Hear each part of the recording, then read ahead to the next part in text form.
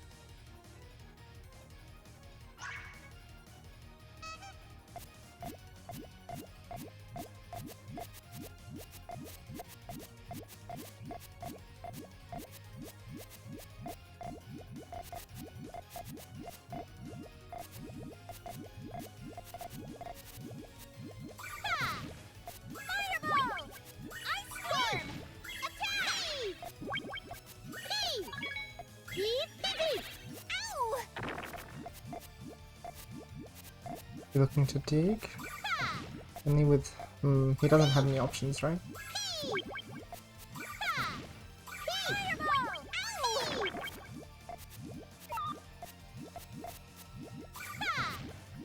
Okay.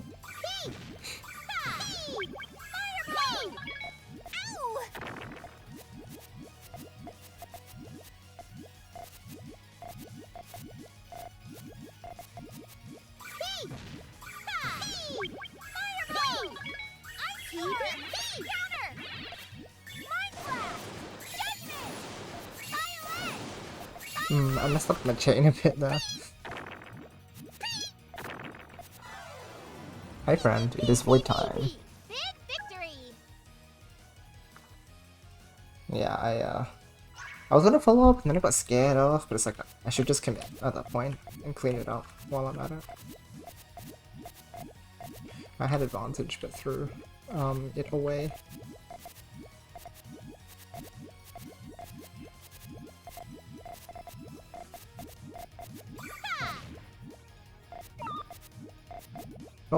Oh, there's sometimes like might be something we have to get used to as well if this is gonna be the platform for the finals.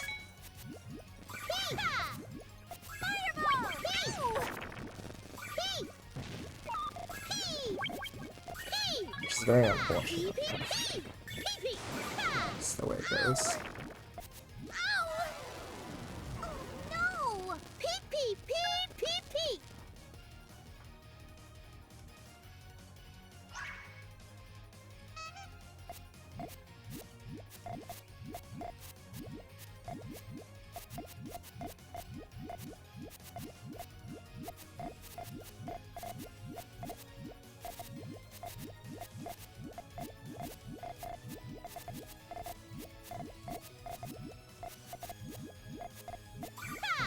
Fool? Yeah, fool.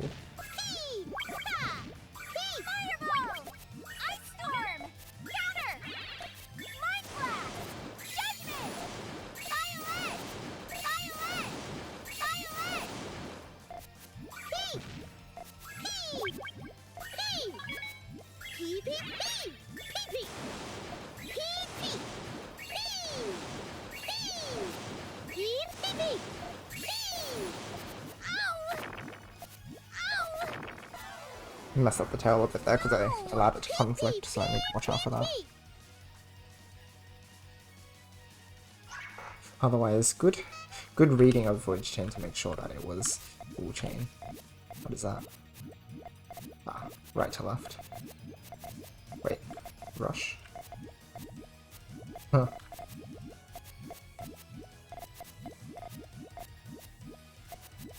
Let me check his options. Very messed up right now, it seems.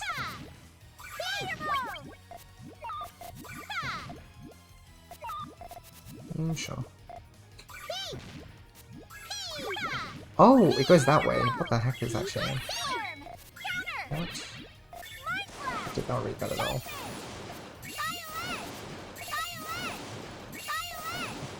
What? Okay, well he got me that time with his weird chain.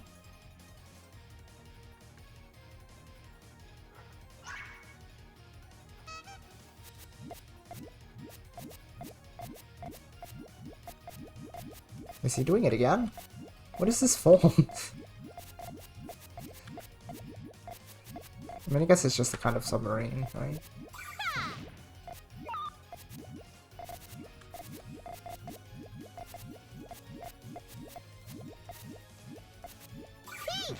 Uh-oh.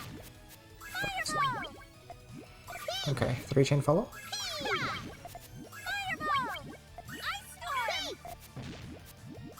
I can tank the hit. Okay. 2-chain? 4-chain? Okay. It is.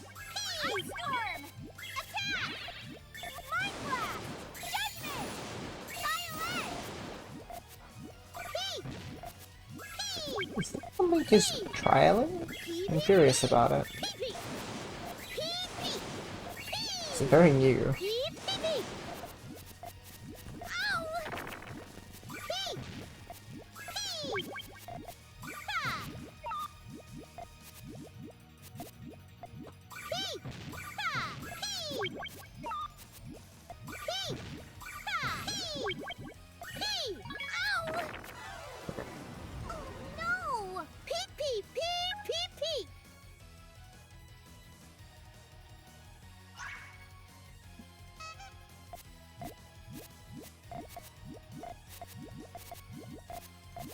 What the heck?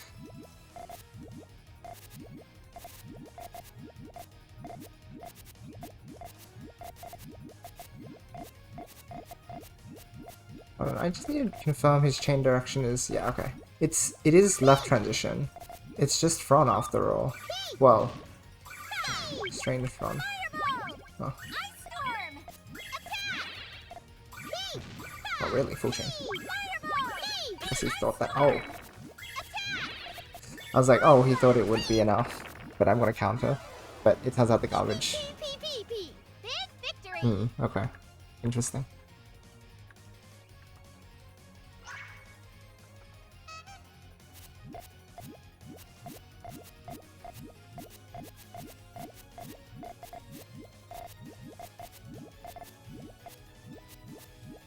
I think I've confirmed that he's, yeah, just building like weird submarines sometimes. So there's at least like that information in my database.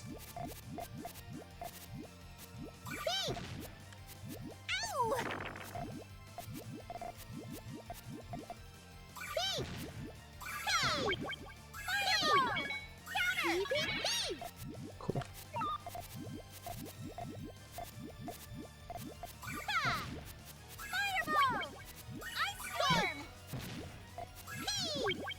Blue chain. Ah, didn't quite get it in time.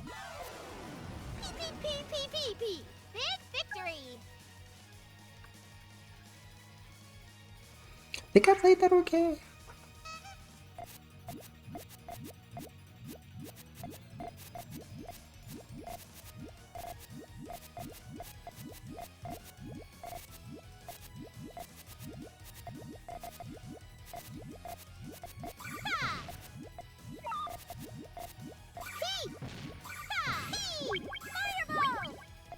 Here we go.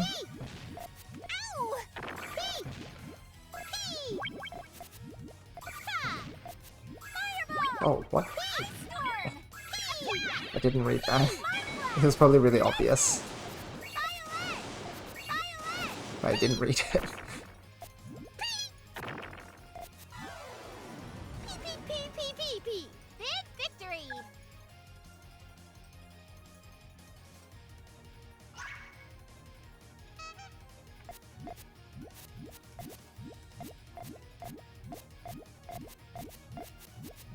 What?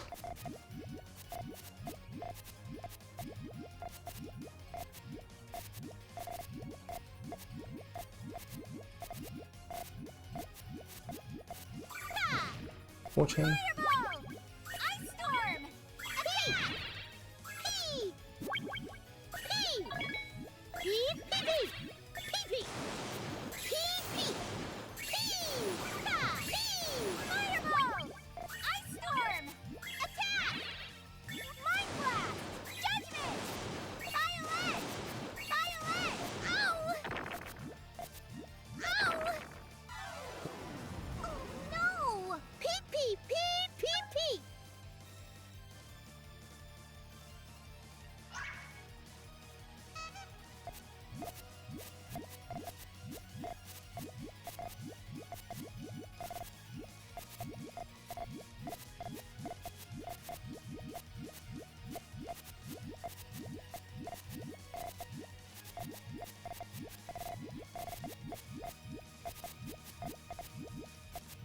That second transition already prepared, right?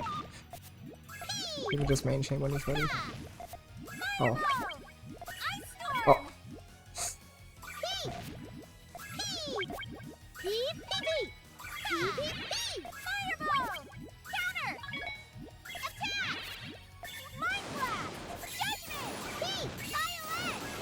I don't think this is enough, but we'll see.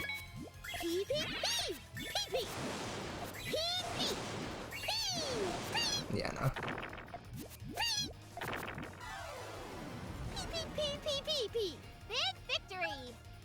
Okay, I actually didn't read that properly. That's kind of hard to see.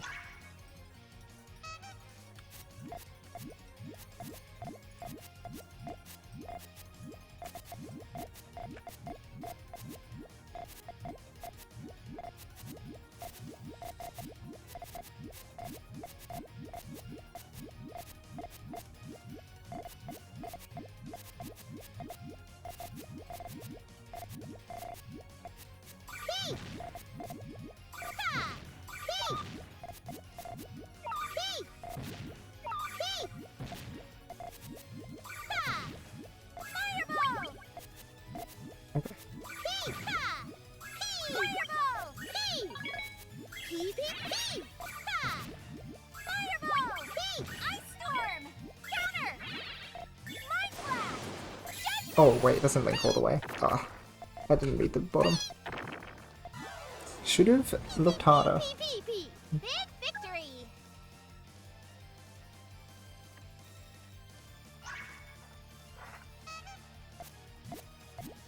If he's putting like that, it's going to be a little harder to identify cuts and things, so I'll have to just like study his shape a little more closely.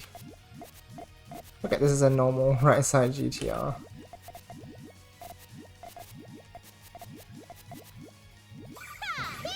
One, two, three, four. Wow, he's got a really nice multiple stack. Oh.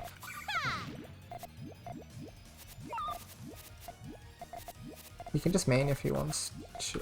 Has he looked in main? I don't think he has the trigger. Right? Oh, wait, oh, he could have put a yellow on top, I guess. Oh, a small purple. Oh, jeez. Yeah, I don't think so.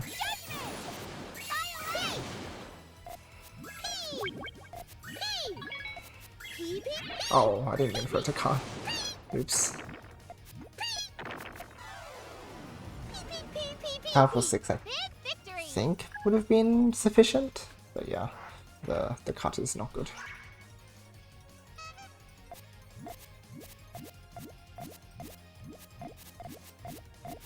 Back to his L shape, I think. Interesting.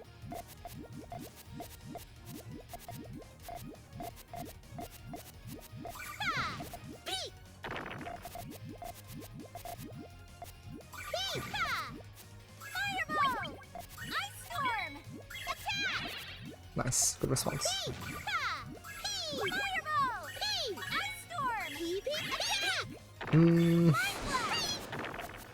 Maybe not good response. Huh, I wonder about that one.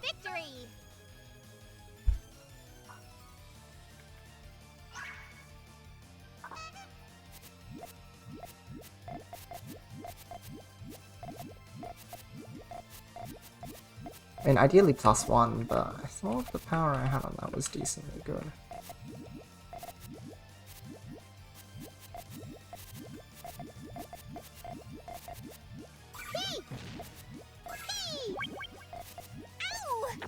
Okay. He hasn't got full, so that's notable.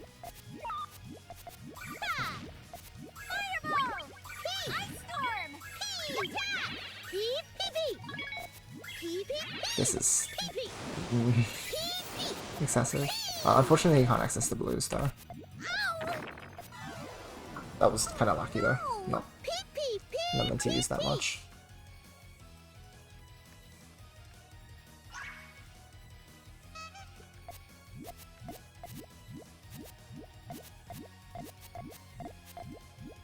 Sandwich.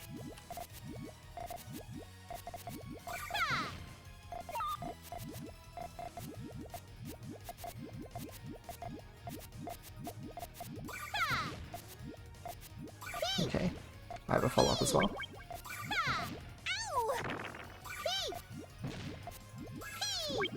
You can 4-chain, but that's it. Okay, fine. I was waiting for another blue to show up so I could, like, actually make it a 5-chain, but I'll have to do.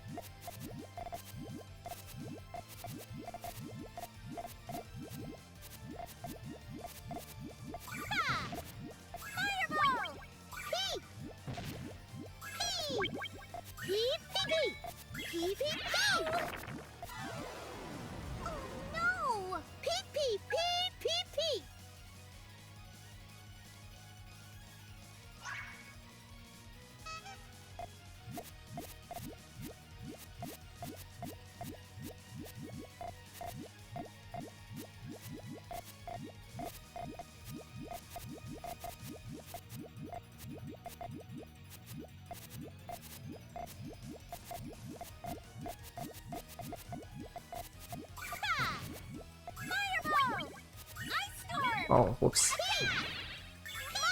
74.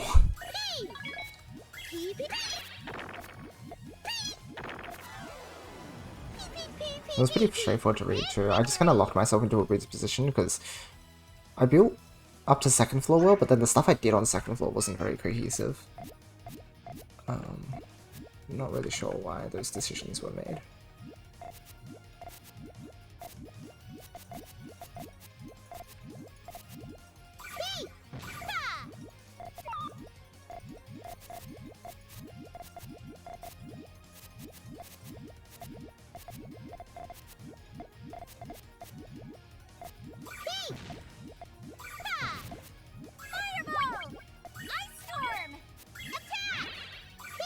Oh, I didn't put the blue in the right place.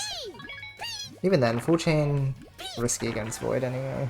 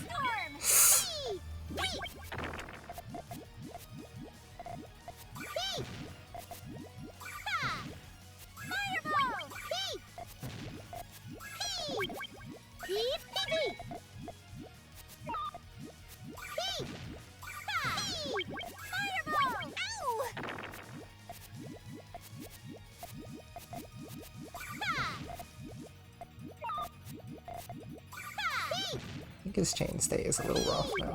Oh, interesting, we went for the same tail. Oh, that's kind of fun. Gets the blue-green, nice.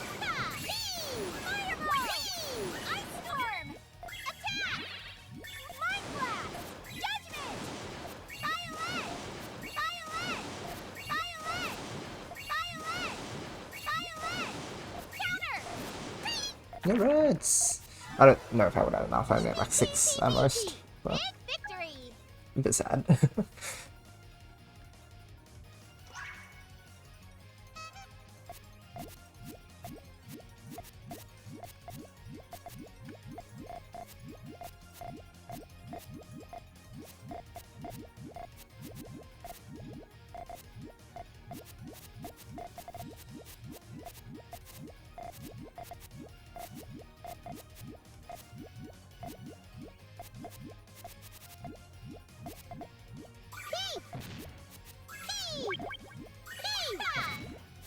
Coming out on purpose?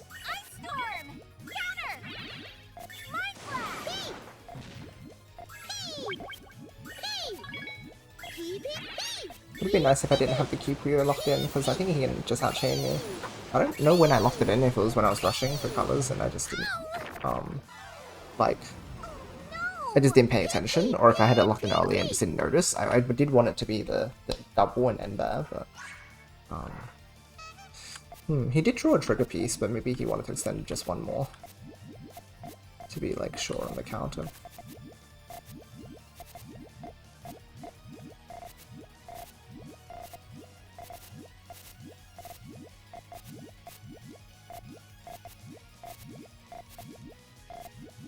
Oh, whoops. Oh my gosh. What in the world?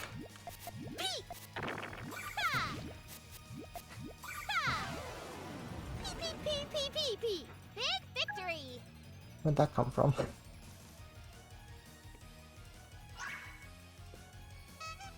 His gameplay is definitely looking different.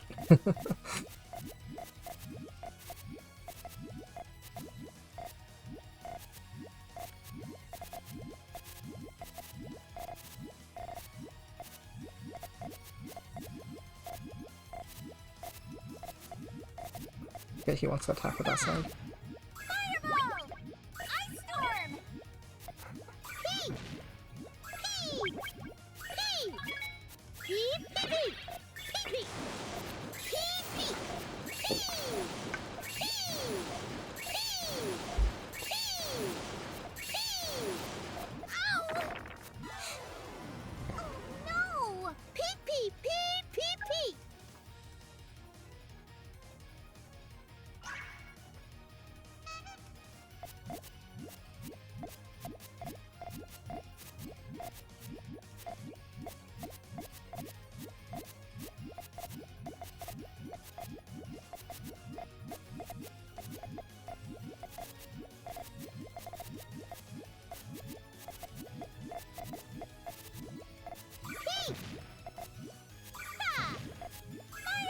Okay.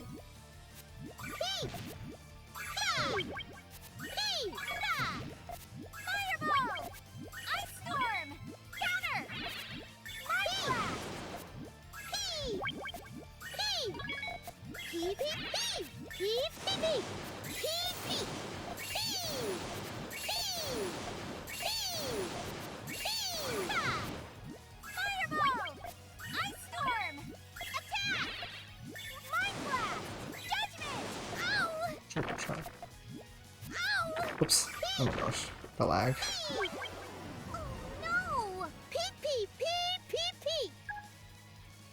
Every now and then it bites a little.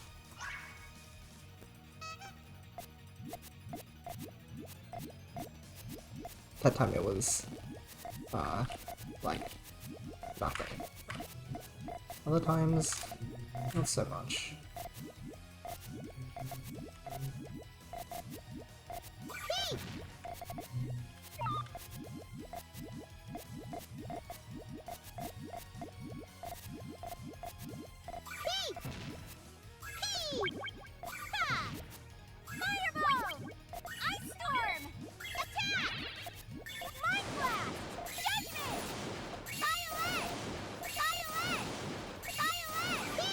That works.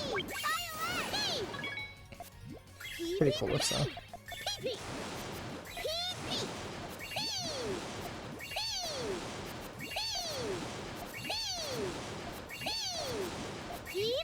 Cool chain.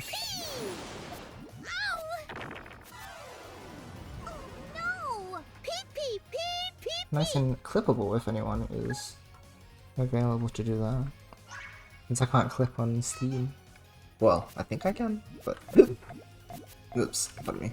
Not so accessible. I wonder if this is meant to be like also convertible to a rush form, or if it's just doing submarine to be confusing. Hi.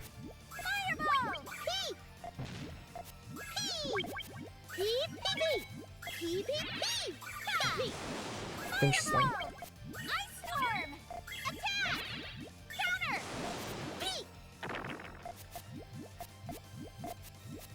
What? Weird movement timings. You get that so quickly.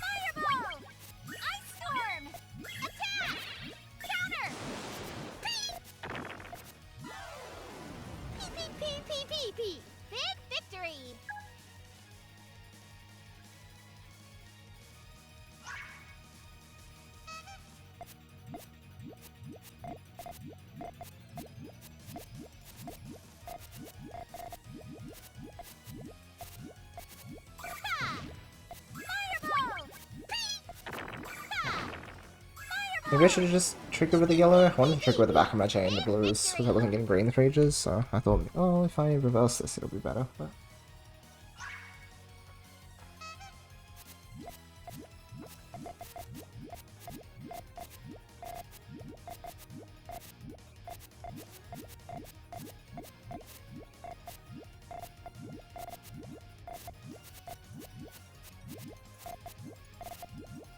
What?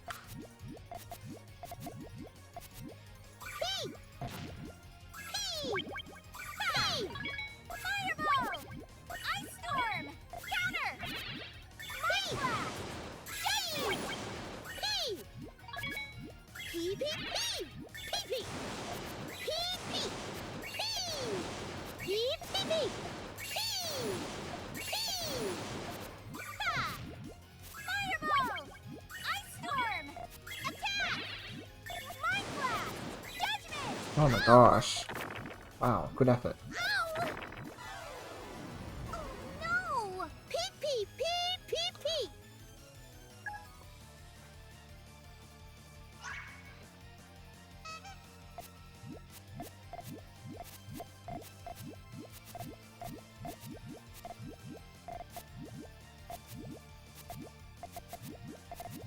Oops.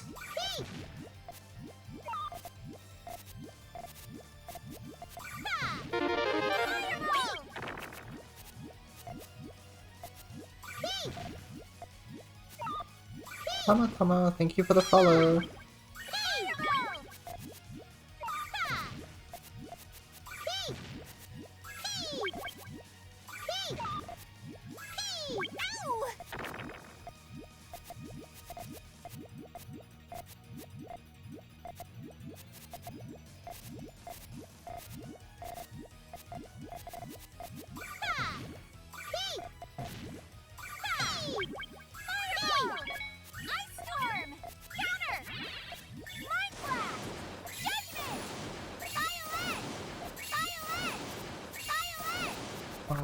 I can't trigger with this.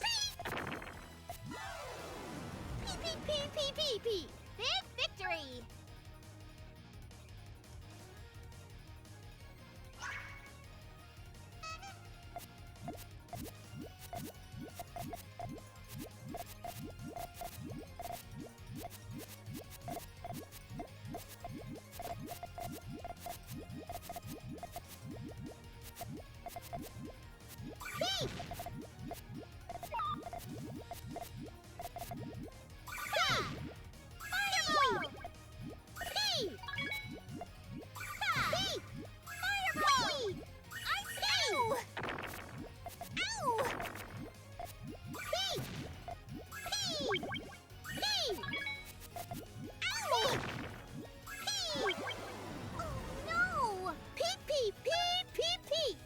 It looked like it was a bit out of options. But it was like a reasonable judgment I've made. Probably that I've made, I should say. Oh my gosh, come on.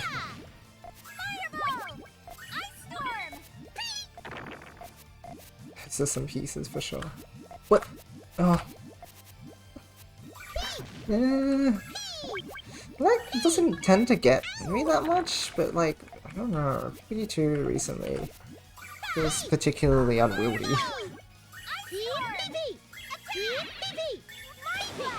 Huh.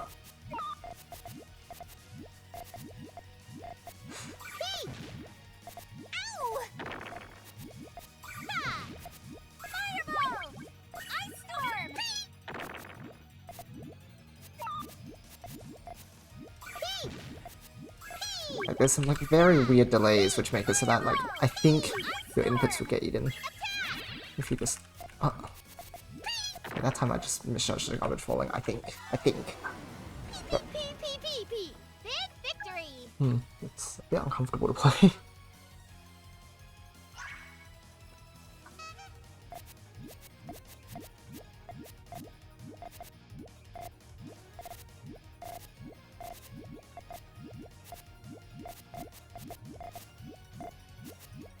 Oh gosh.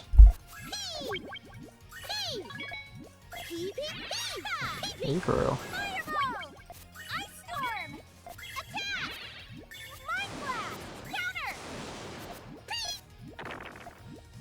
What's that mean? Oh well.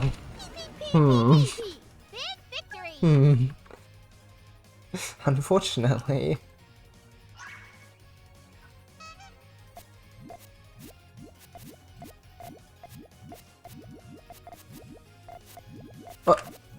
You're meant to rotate! Come on!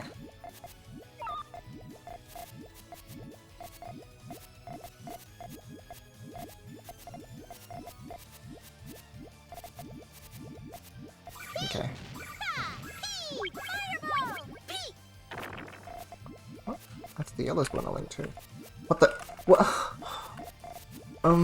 Maybe I need to start using an input tracker for this game to just like check if I'm going insane or not.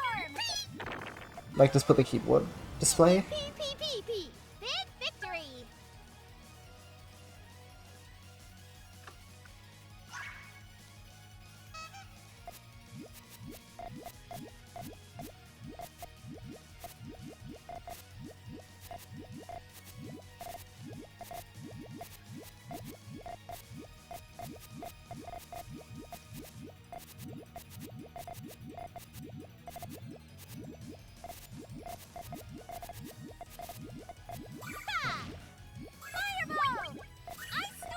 Where are the purples?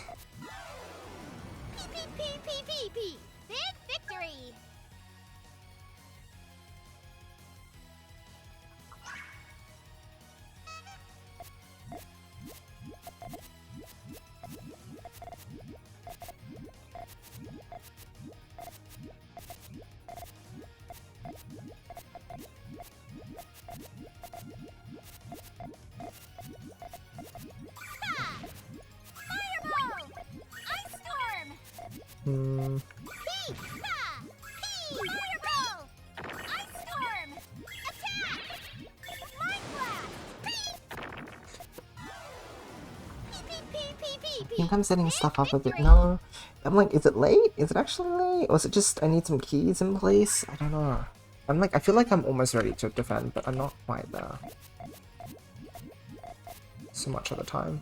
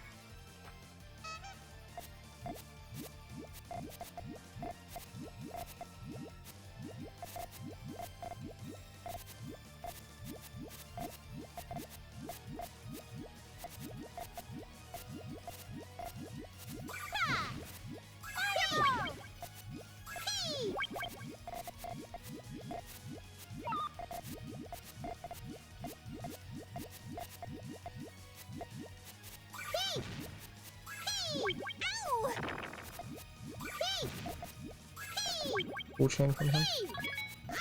Wait. Oh, he could. No! I'm not sure if it was blocked or Pee, pee, just pee. rotate. I thought he had a trigger.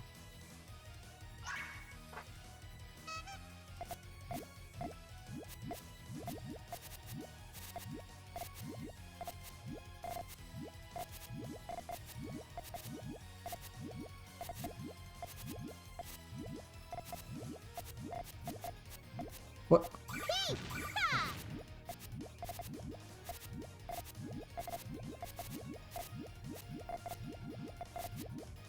Pee, ha. Pee. Fireball. Pee. That was a nice conversion from him there, I will say. Just, I think unfortunate timing, because at that point I had committed to something large. Oh, Pee, pee, pee, pee, pee, pee. Big victory. guys, it was meant to rotate.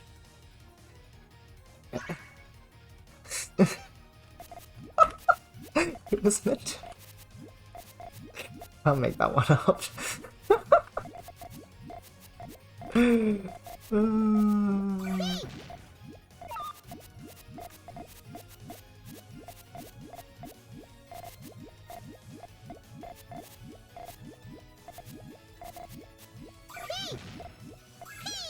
ha.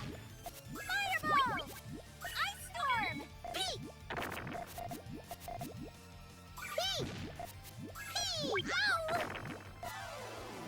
Oh no. Pee, pee, pee, pee, pee.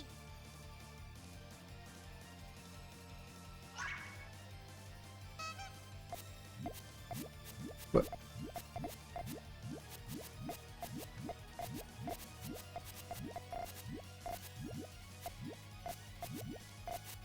Ha. Fireball. Pee. Pee. Pee.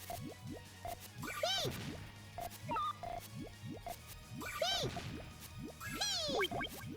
Pee. Ha. Fireball. Pee.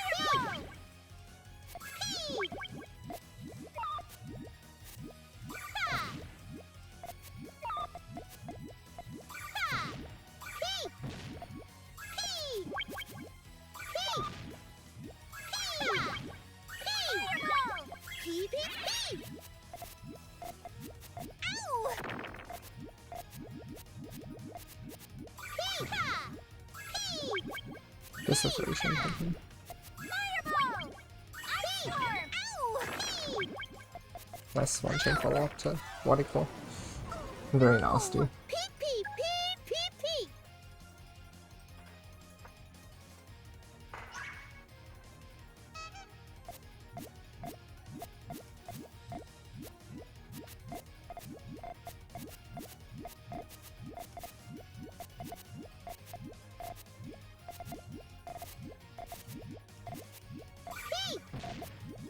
Pee. Pee.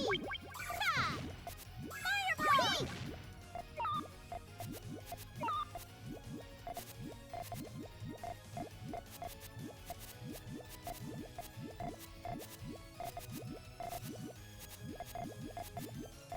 Fireball. Ha.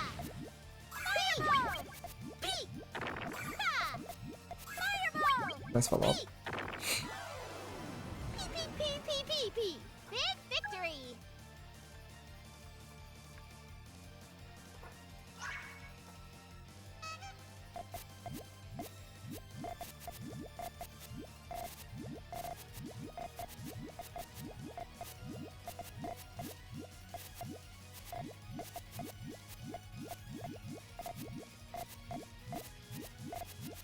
Ha. Pee. Pee. It's gonna be very powerful. Oh.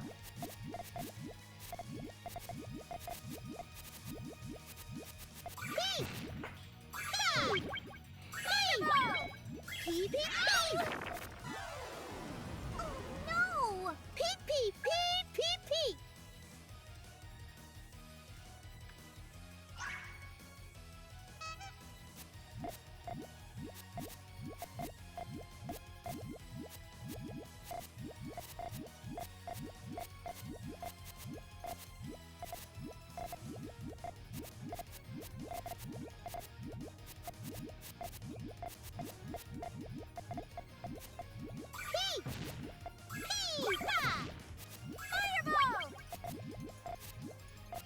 What? Ah, it's timing stuff like that, which is like, that just throws me off. Very annoying.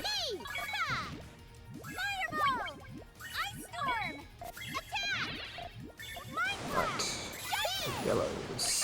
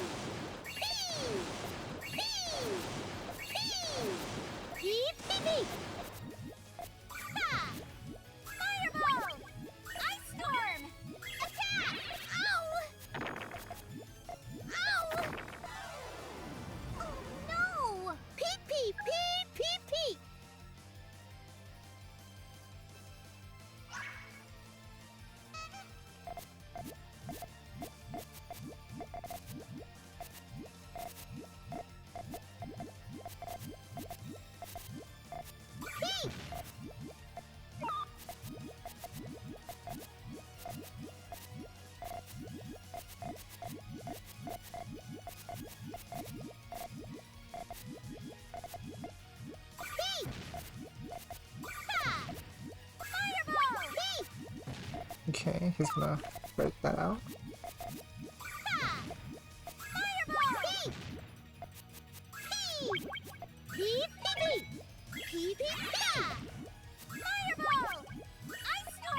Let's keep going.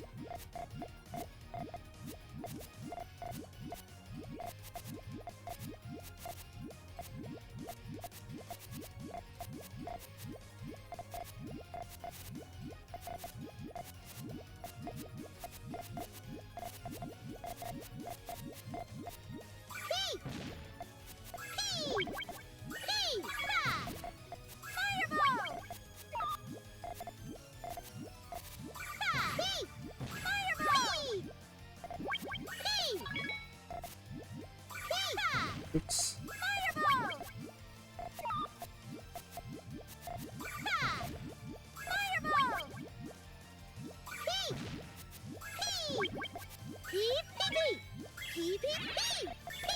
It's really hard for him to form something from that.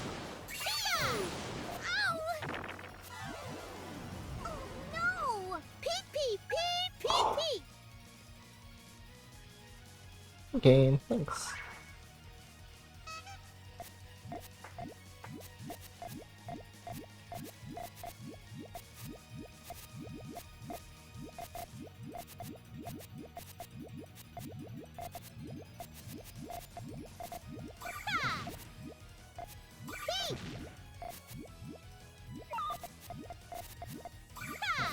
This will like solve the tail after it resolves, which is nice. Chuck this at the back and go for it.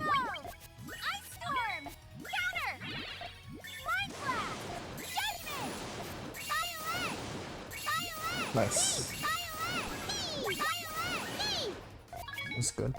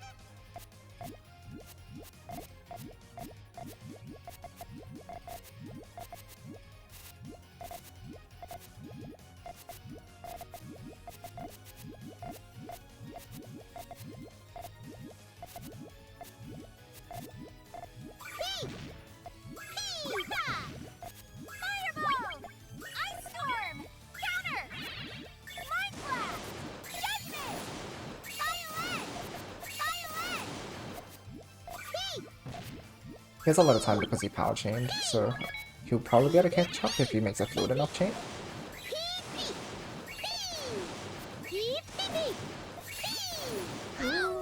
Maybe doable in that time? It would have been pretty tight. That's how much is diff? 8k? That's 6 chain, I think. I think that would have been viable, but definitely tough.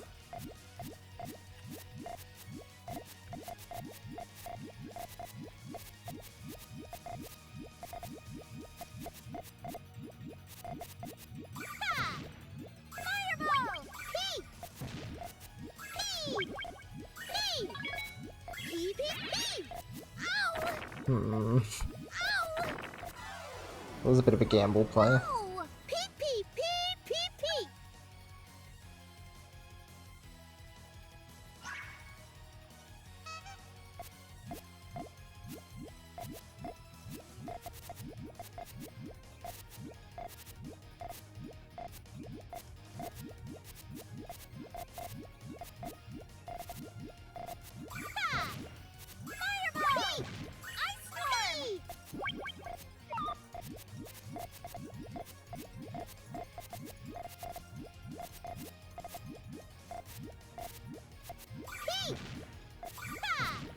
Sure.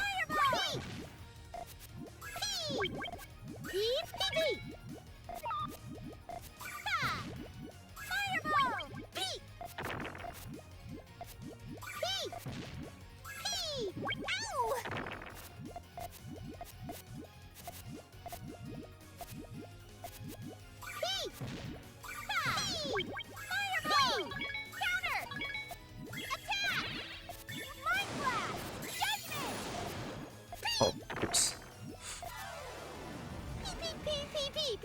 Victory! Did not realize that the chain stopped short.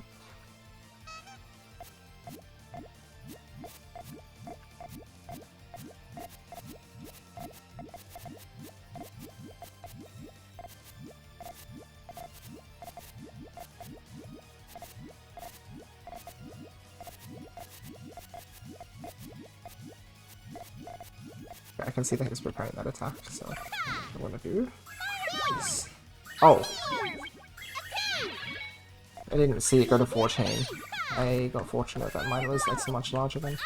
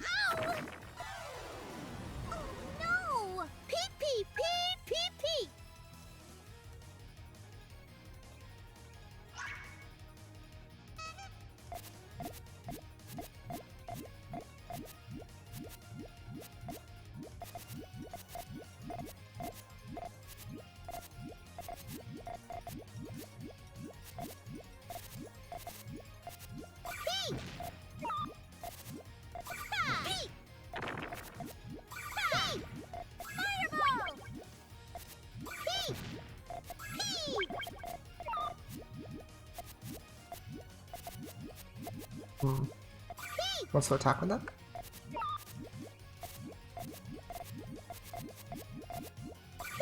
Yeah, that's the main chain access.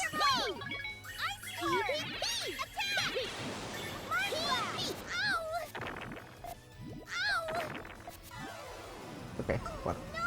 I didn't go over.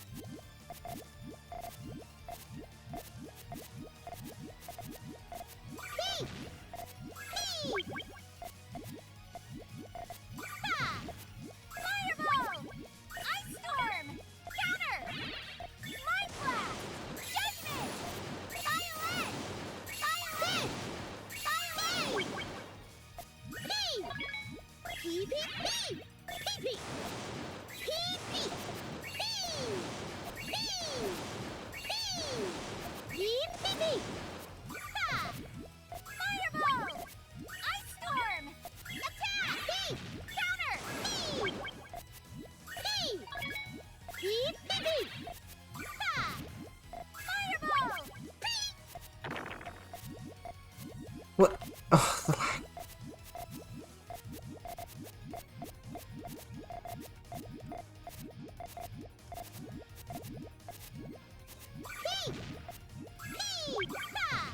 That sucks. Now my chance doesn't even, like... Yeah. It ruined the chain shape. Good for Void, though. Big victory. 9 chain maybe ended up beating out, like, my maximum potential with that space anyway. So, good on him if he did manage to just, like, win off the round completely from his moment. Anyhow.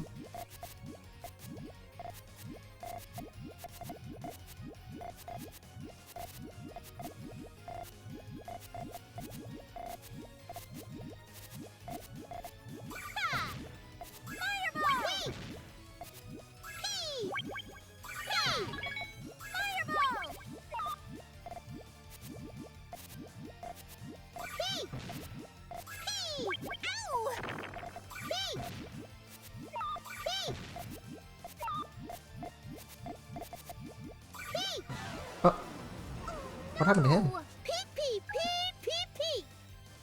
Oh.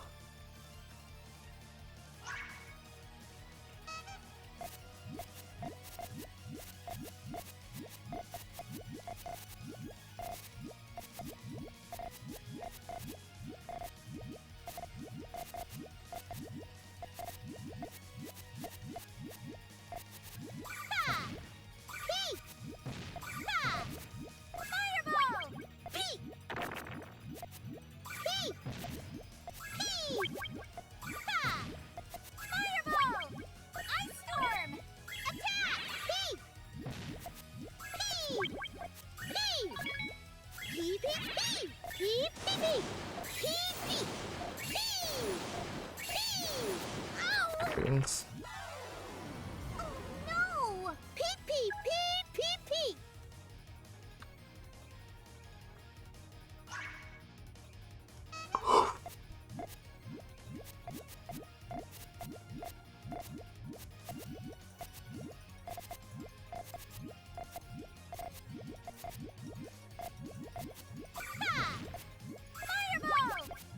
Ugh. Extension failed. It might still be enough anyway, but it definitely was like... If... Oh jeez. Yeah. I should still have advantage if I don't flail too much, but that would have been decisive for sure.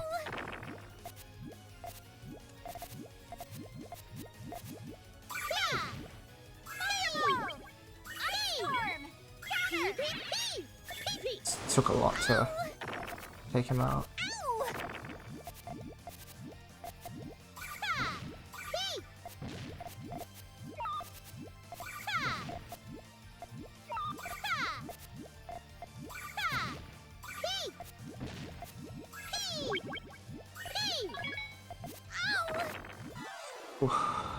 No! P.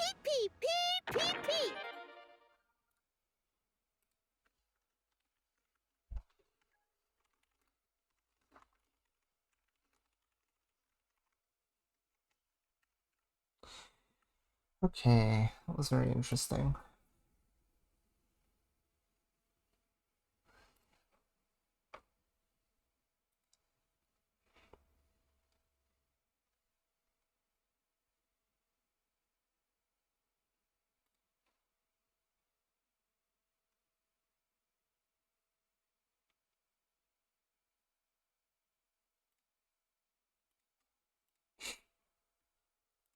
Alright, I'm just checking in with Void.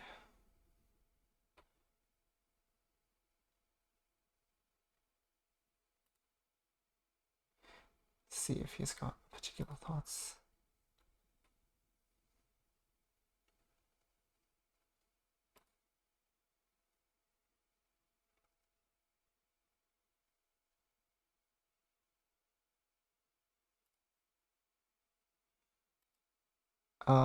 For those of you who are in today's stream, I have some exciting news.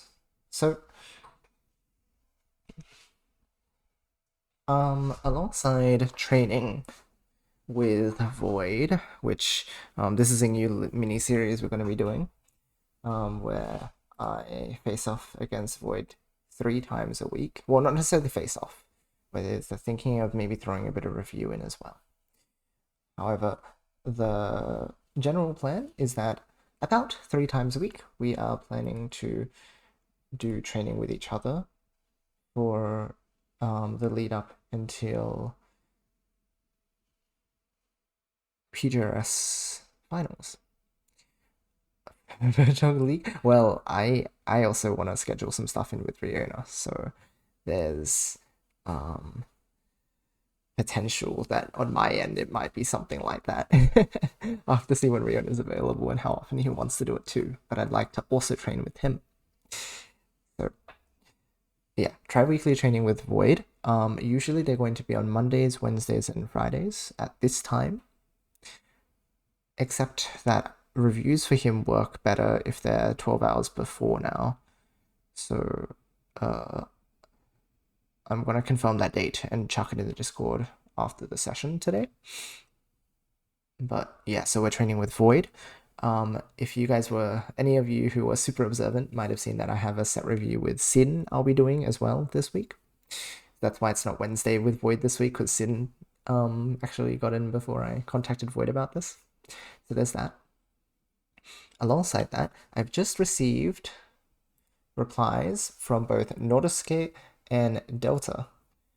They are 2 of the S-class players out of the 4 from OU League of last year. So I'm gonna be able to do a mini S-class challenge, at least with those 2 players. They have just responded to me, so off stream I need to like reply to them. And the state of things right now is that Delta has said next week will work for him, and Nordiske has said that this week or next week will work. And so as a result, you can look forward to those 2 at least within this week and next week, hopefully. Let's see here.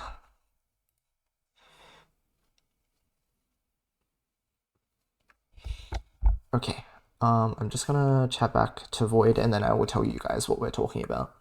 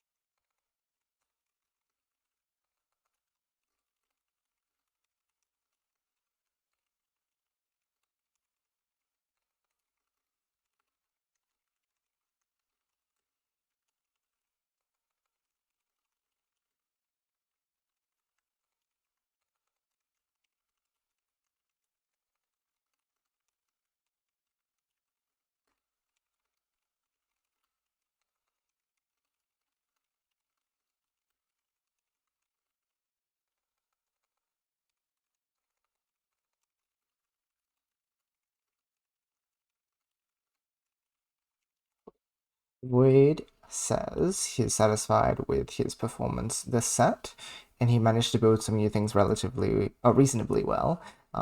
As I was spotting throughout the set, he was doing some submarine-ish looking thing, and also a bit of frond, so more U-shape tending styles, which is very interesting. I think generally he tends to keep the tail lowish, so they end up being generally S-shaped.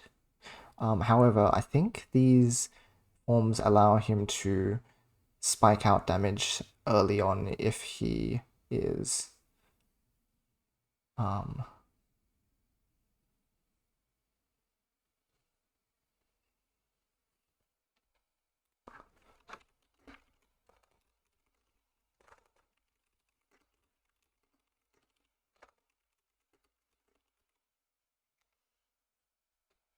huh.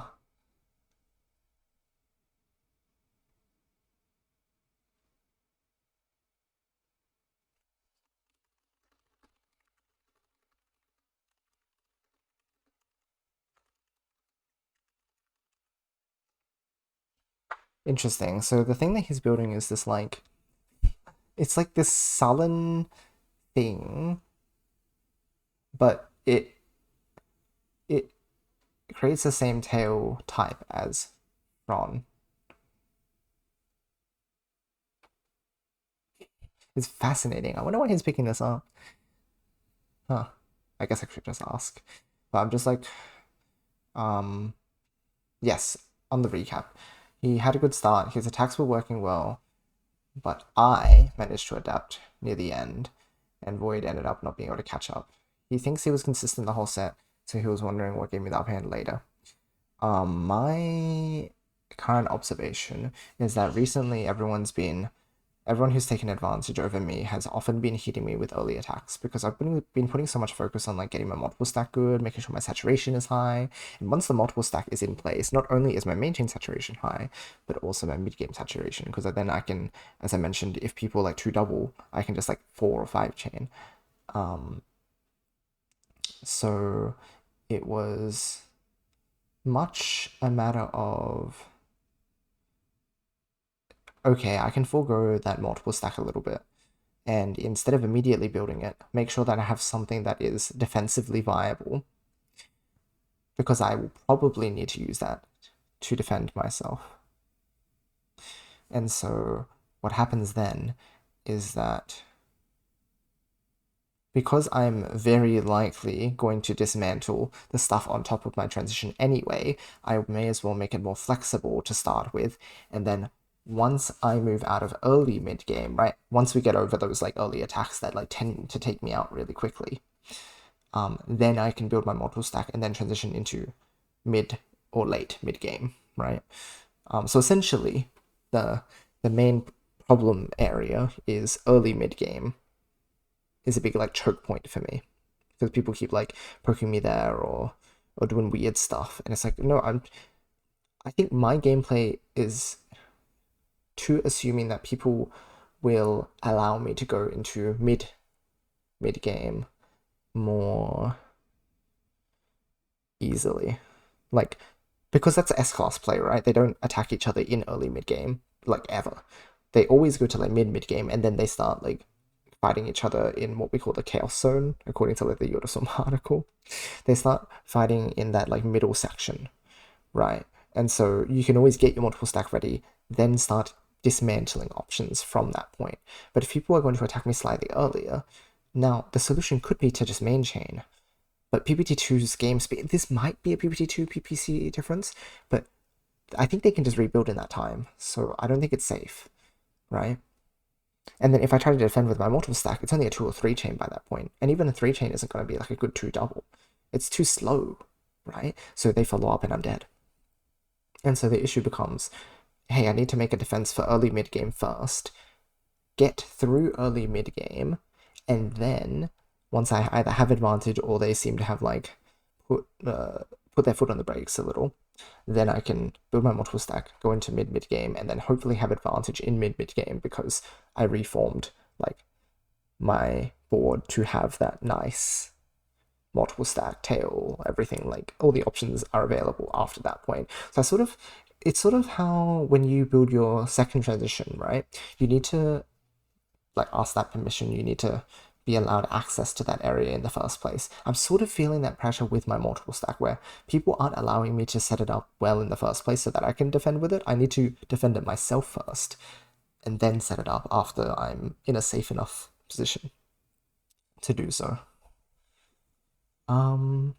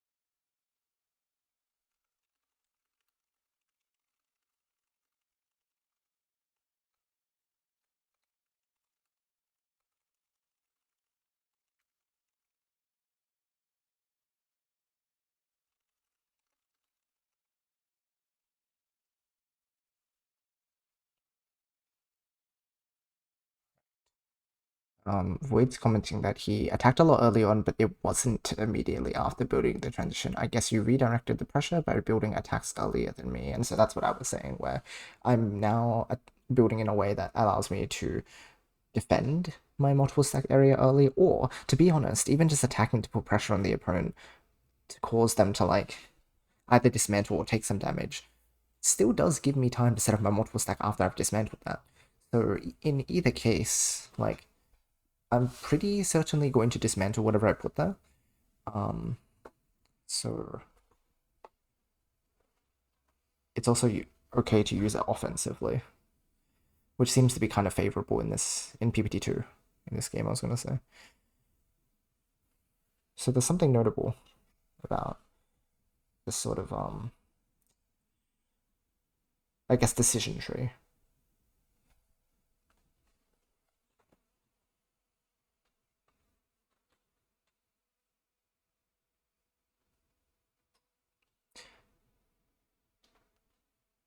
He says that because he was already in a comfort zone of sorts, it was hard to adapt, and I assume that's because, like, yeah, he was leading for a while, and then I adapted, but it's hard to adapt back when it's, like, late in the set, if you've gotten comfortable.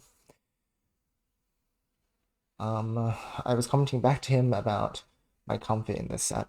I mentioned that, yeah, like, generally, I was pretty happy with my gameplay. My, my, uh,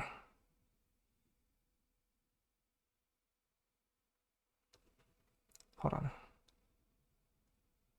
Yeah, my chain structures were generally okay. Like, they made sense. They weren't, like, super trashy. There were a couple, but not too many, like, trashy chains. I was reading Void's board okay. I made some errors as usual, but, like, it wasn't, like, throughout the entire set. And the big thing was that I forced his main chain a lot, and I was usually able to out main chain. So he's also identifying that he got forced into sending main a lot.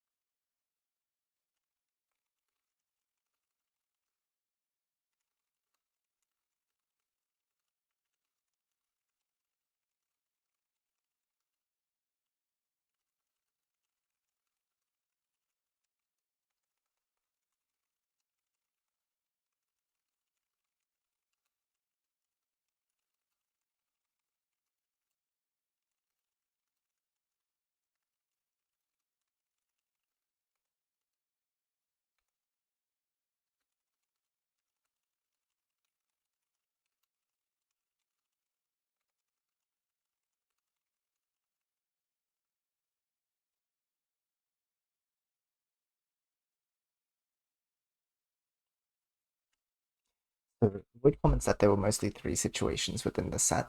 One, an attack followed by an immediate death, which very common, right? He built just something way bigger than me. I couldn't keep up with it. Explodes.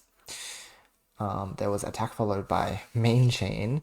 So attack force main chain, boom, dead. Or one person attacks and then they follow up with main chain and the other player just like can't keep up with that damage, which is kind of attack followed by immediate death, but like main chain is the follow up, not that there was a mid game follow up. And then the third was main chain battle followed by second chain battle, but even then there weren't many winnable second chain situations anyway, so even that one was kind of a rare case. So most of the time it was just attack into death or attack into a main chain force from one of the sides. So at this stage we're sort of attacking at a time where the opponent just literally can't keep up most of the time, which is interesting. So there's some kind of pacing, perhaps error in our matches, which causes it to become so simplified.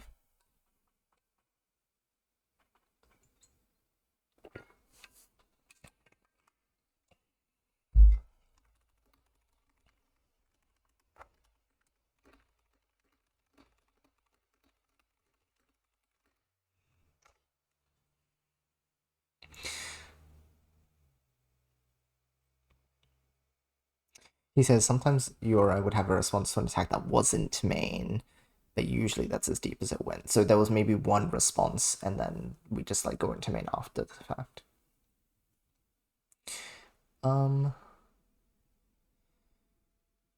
He says love to be able to reach a point where we can keep it back and forth mid game, and I'm really keen for the day that we can do that too, because the back and forth trades before main chain gets forced are just incredible. I'd love to be able to reach that point too. But it requires a lot of knowledge in terms of like keeping your own chain structure safe, reading your opponent's chain structures so that you can actually respond appropriately, and also damage calculation. So there's a lot of variables that have to like be honed in order to reach that point. So it's tough. I'm saying multi-stage mid games a point I'm keen to reach as well. And I talked about the whole S-class thing where most of the time the players only attack in mid game or late mid game because of the fact that they assume that if they attack in early mid game, they would be punished for it. Right? Like if you set up a 2-double very early, the opponent should either like main chain or set up something bigger because they have time to, right? And so it's just sort of a blunder, if you will. In the evaluation, it's just strictly a bad move for them because the opponent should. Again, sometimes it's a gambly play. The opponent might just not draw the piece. Rather. And that can happen. But again, they sort of play in a way that's as least gambly as possible. That's how they get to S-class, right? Just consistently good plays. So as a result, theoretically, you don't attack then because it's unsafe. But at our current skill level, we're not punishing people who attack that early. And so there's a core issue here where until we can punish people for those early attacks, people are going to keep doing them, which means we can't have these more interesting exchanges that happen later in mid game because we keep not getting to that point in the first place. So we've got to find a way around that, or find a way to scare people away from attacking early, because it's the sort of thing where you can respond a couple times and it might just force the other player to go, hey, I should adapt and stop sending these early attacks, and then you can start playing games that do mid or late mid game.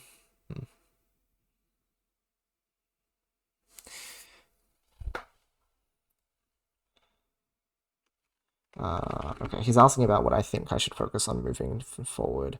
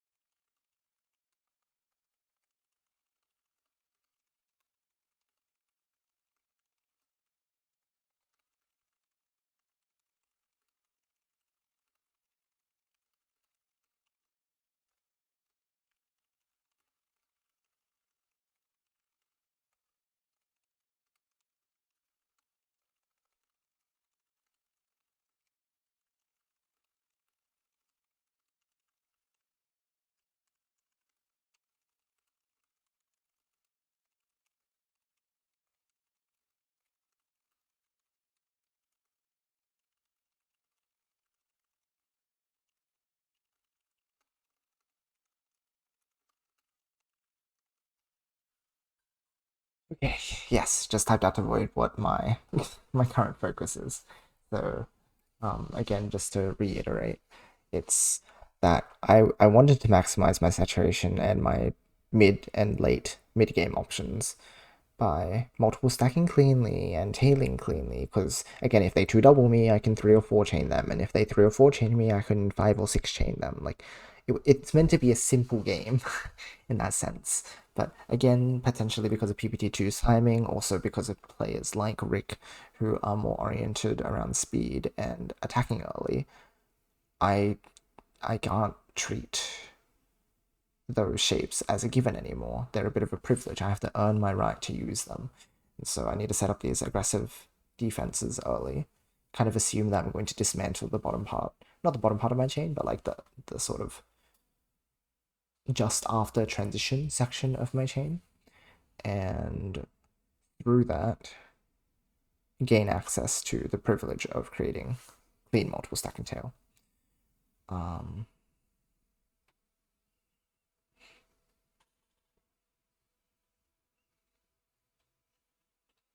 So sort of forcing people to stop attacking me early.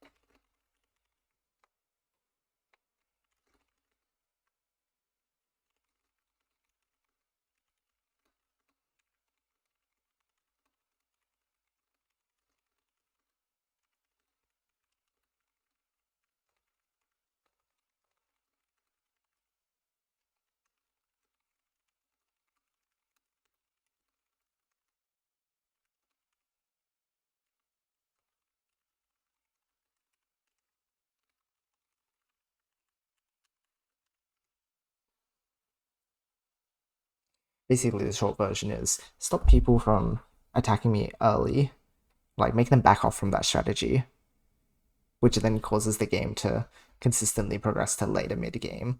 And also, my clean builds should let me play later mid game more easily, so I should also just like have an advantage in both situations. So it's going to be a lot harder to like find an opening to attack me, hopefully.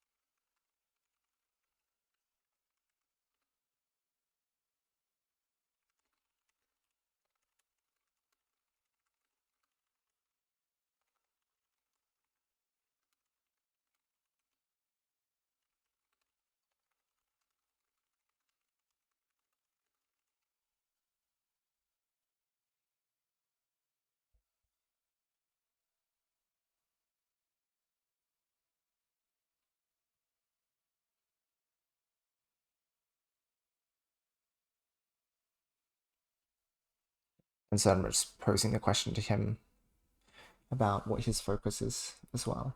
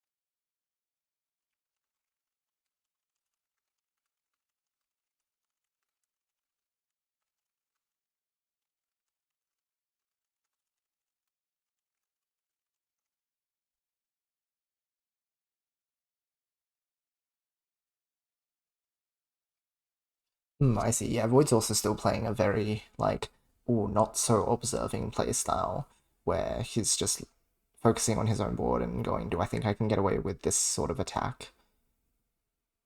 So, like, oh, like, if I do this, maybe it'll...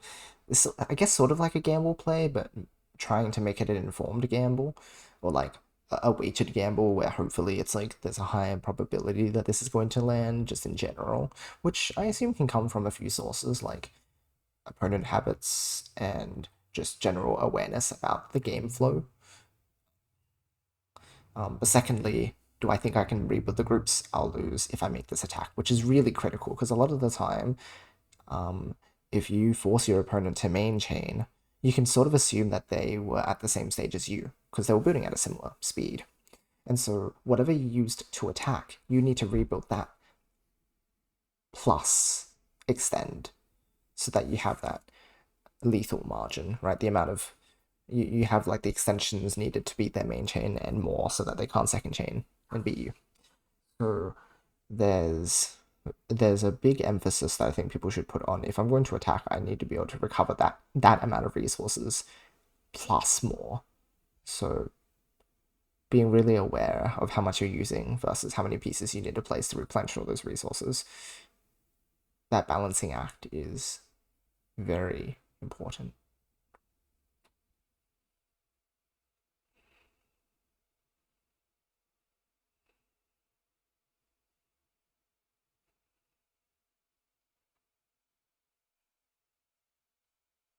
Says the fact that I have to essentially wait until a good opportunity manifests in my board is an indication that I need to pay more attention to the opponent's board, have a better game plan, potentially make questionable decisions that are actually justified by the opponent's board state.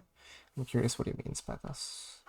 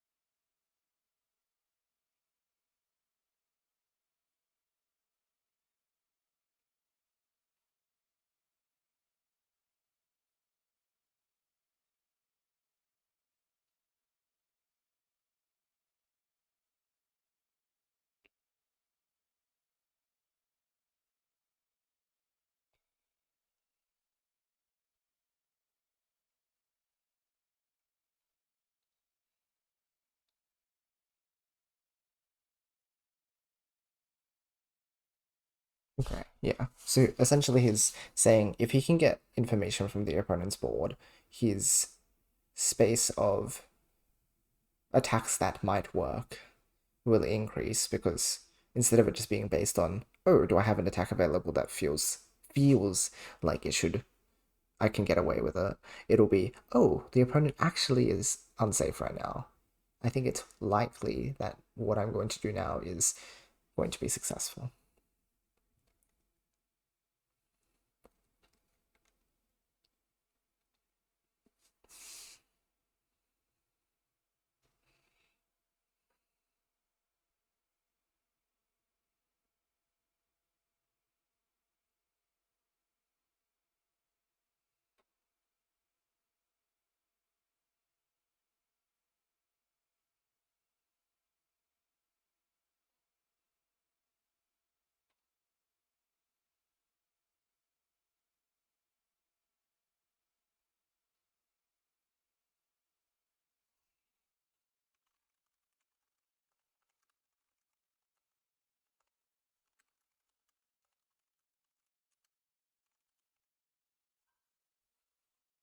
Yeah, he's pretty much identifying my recent problem, which is that if you focus too much on your own chain, you're likely going to try and build it in a textbook style, which, you know, theoretically it'll be better, but if your opponent just throws something at a strange time, then it'll put you off balance really easily. Basically, you're in a fragile state when you're trying to aim for those really nice chain shapes. Unless you can quickly convert out. But generally, when you're so focused on those shapes, you don't want to pivot into something that will convert out because it breaks your chain flow, right? Like it's not the usual.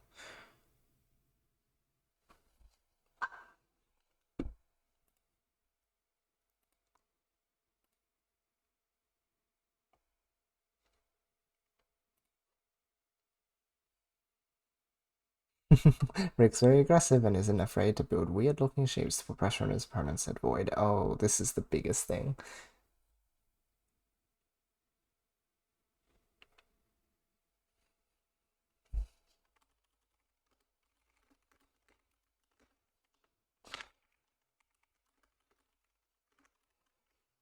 Hello, Tom. Thank you. Thank you. Currently, um, Void and I are discussing strategy based on the set we just played. And I am recapping it on stream. Let's see.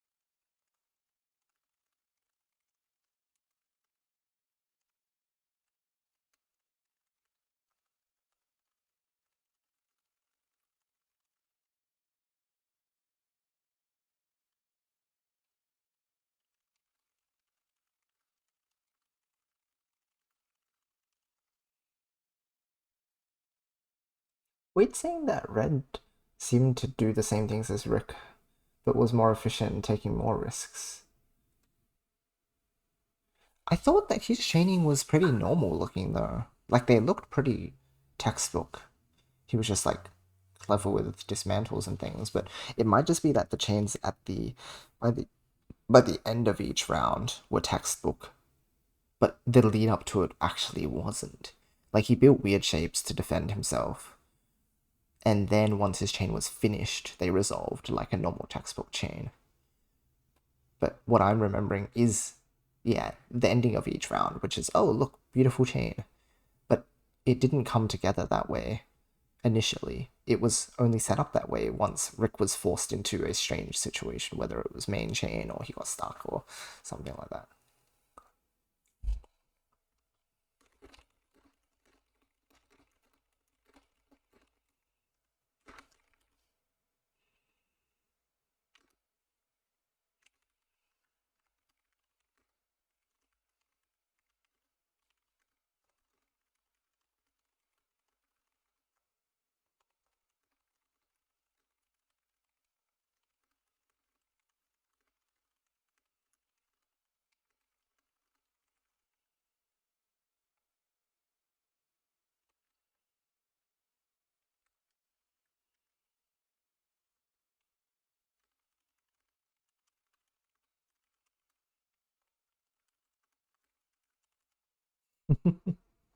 Yeah, okay. Avoid seeing that Red's chaining is more efficient than Rick's in general, and it is a bit more textbook, but he does crazier stuff higher up on the board.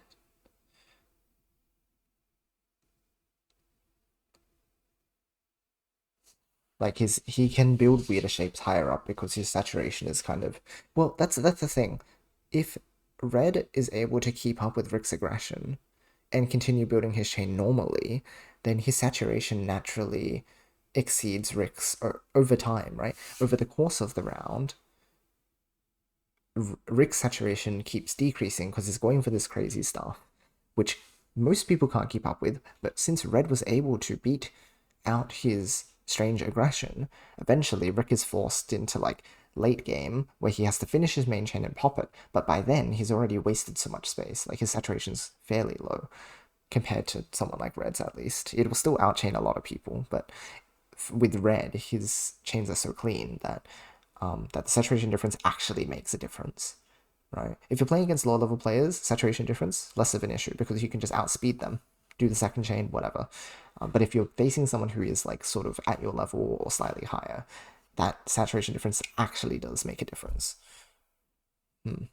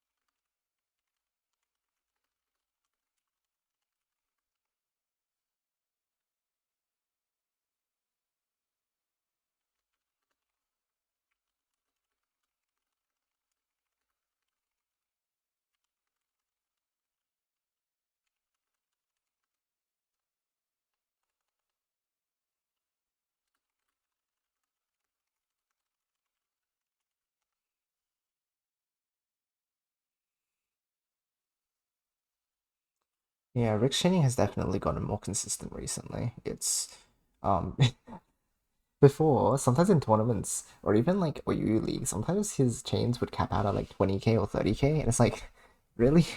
That's like an 8 or 9 chain, or maybe 10. But like, sometimes he didn't even need to hit a chain score higher than 10, which is ridiculous. And then often he'd get punished actually. So recently, it feels like his scores on average are higher. So, but that's why it's harder to punish him for his weird builds, because, oh, he will just second chain, or he will actually successfully make a main chain that's good enough.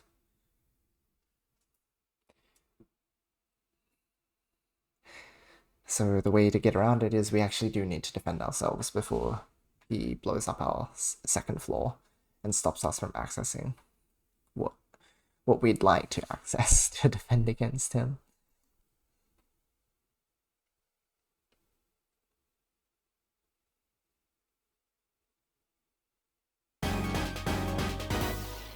Hey, Druga. Welcome on in. Thank you for the raid. I hope you're having a wonderful day.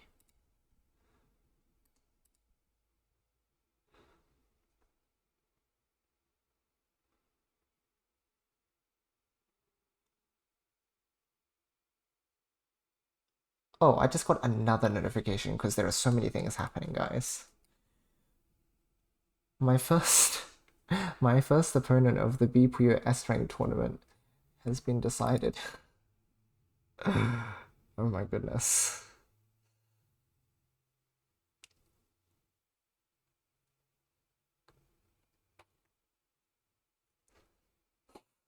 That's right, I also need to schedule these matches. Oh my gosh. Oh my gosh.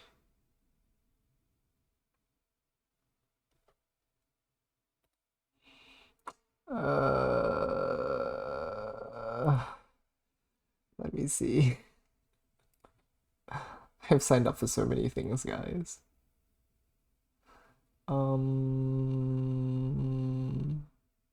Where did I put the... Ah, here it is. Let's see. What's the bracket? Alright, Void is currently saying, game's getting so optimized it feels like a maze at this point. I was happy with the results from a single player chain practice. It's still not enough though. It feels like the wrong thing to focus on right now, because I'm not sure if it's possible to build super cleanly and also be ready for early attacks.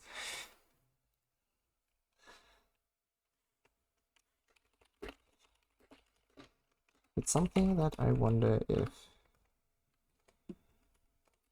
actually be different between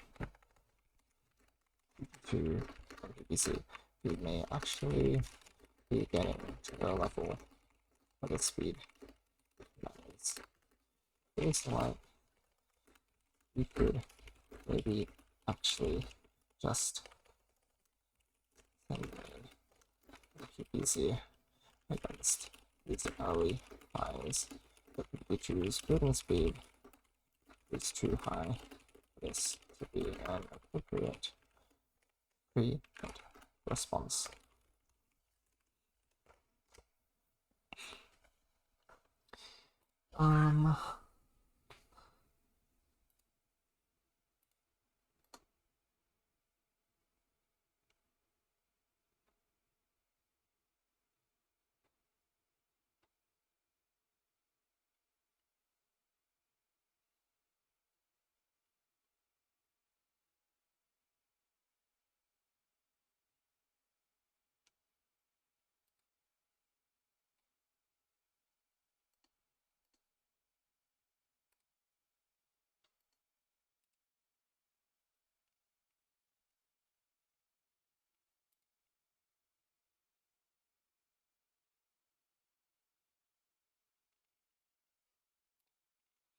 Hello, Final Fantasy 14 story is so good. Heck yeah. Glad you're enjoying. How's your day going? Pretty good, thanks, friend. Doing pretty well. It's been a pretty hectic day, but it's been good, definitely.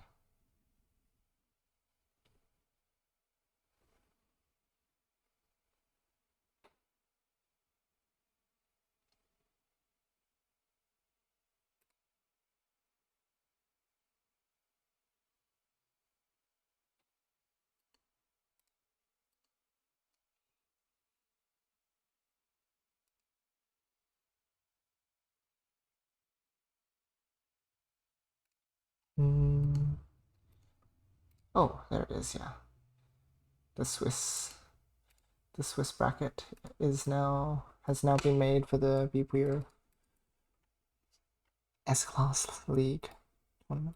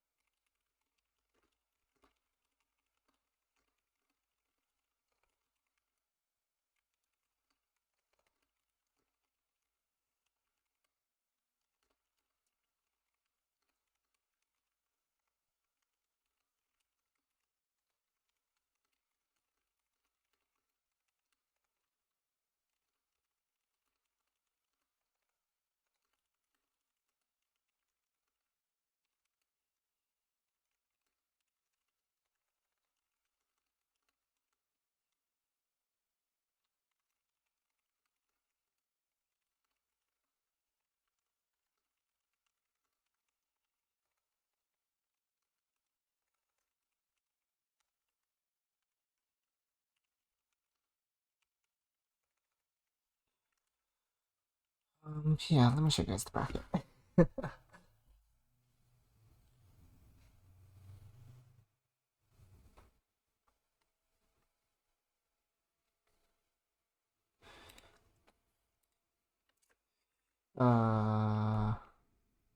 Okay, here we go. 10 players. I know, like, none of them, I think. I'm not that familiar with the Puyo community, or like the OPP, I guess, community. I know some of the top players like Tuck, and Fonian is the person who invited me, so that's something for sure. Like that's how I know him. I know about Roy as well. I think this might be Roy. Um, but yeah, the others I'm not so familiar with. So this will be an interesting little thing as well that I'll be participating in. So look forward to some OPP competitive because yeah.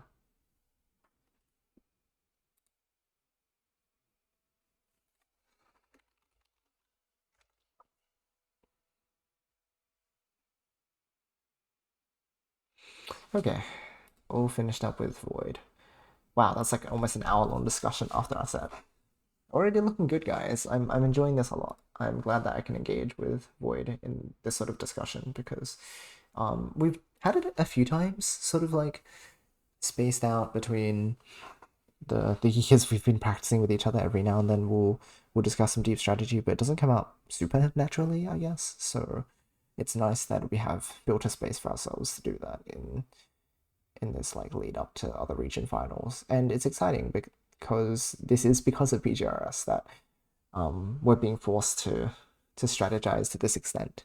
So yeah, I think there's a lot of improvement coming our way because of it. So I want to leave it there for today, friends. But as I mentioned, tomorrow we're going to be doing the second session with Void because again, usually it's going to be Wednesday, but Wednesday's the review with Sin. So actually, this week I've got Tuesday with Void, Wednesday with Sin, Friday with Void, and maybe there's something to schedule on Thursday because am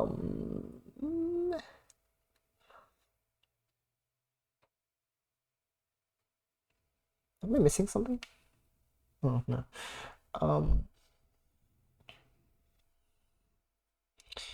Maybe Thursday I'll schedule maybe Puyo match. Oh, actually, I'll see about that. We'll see, we'll see. But yeah, I have like a lot of stuff scheduled, so and I'll post it in Ascension soon. Once I get these S-class matchups confirmed, I will let you guys know. And like in Ascension, I'll post it in Ascension as well once I have some more dates finalized. That way it's like a bit more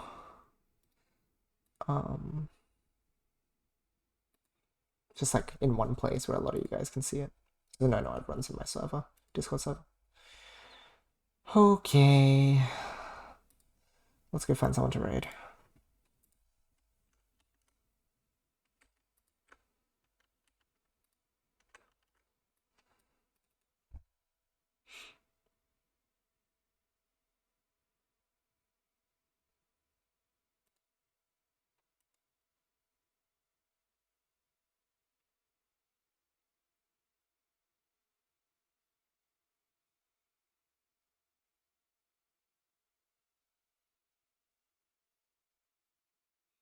Looks like Yandis is playing more TGM, so I'll shoot you guys over to them.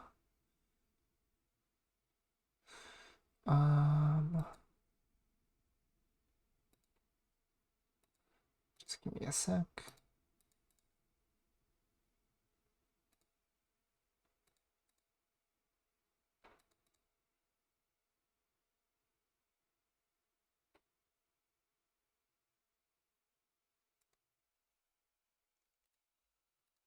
Flash raid. Okay, friends, enjoy the TGMing, and I'll see you all tomorrow for some more Puyo.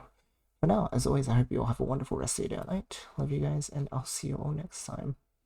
Good night.